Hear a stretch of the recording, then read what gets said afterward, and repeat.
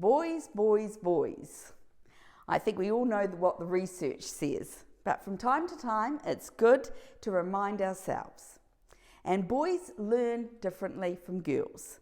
It's a well-known fact that you are possibly beginning to experience in your own families, but brain scans do tell us some of the story. In general, within a girl's brain, the areas that are dedicated to verbal functions are larger than those areas within the boys' brains. Brain scans tell part of the story. In general, within a girl's brain, the areas that are dedicated to verbal functions are larger than those areas within a boy's brain. So the girl's cerebral cortex, which is the area of memory, attention, thought, and language, is larger in their brains.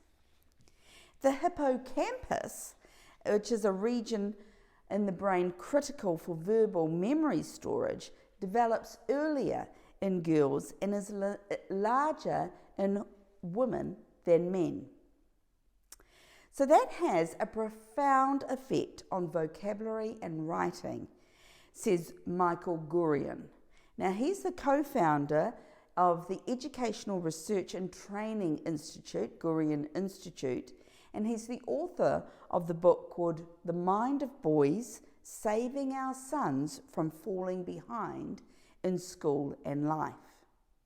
So he says, in boys' brains, the greater part of the cerebral cortex is dedicated to spatial and mechanical functioning. So boys tend to learn better with movement and pictures rather than just words. If teachers let boys draw a picture or a storyboard before sitting down to write, he says, they'll be better able to access the colour and the other details about what they need to write within the story. They can access that information because they have drawn or created a storyboard. There are also biochemical differences. Boys have less serotonin and oxytocin, hormones that play a role in promoting a sense of calm. So girls have a lot more of that. So that's why it's more likely that young boys will fidget and act impulsively.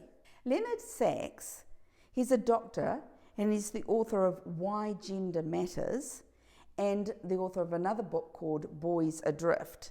He says that some teachers think that if a boy can't sit still and is wriggling in his chair and making noise, that he is being defiant. But he isn't. He just can't sit still for a long time.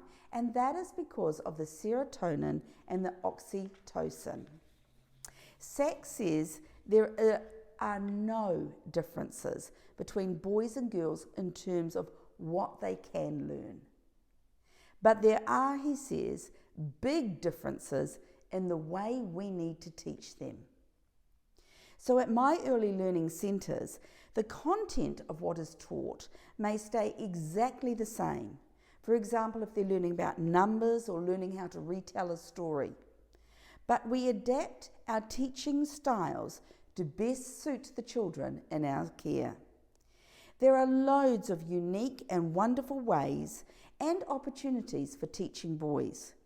And in fact, one of my centres, we have double the number of boys to the number of girls.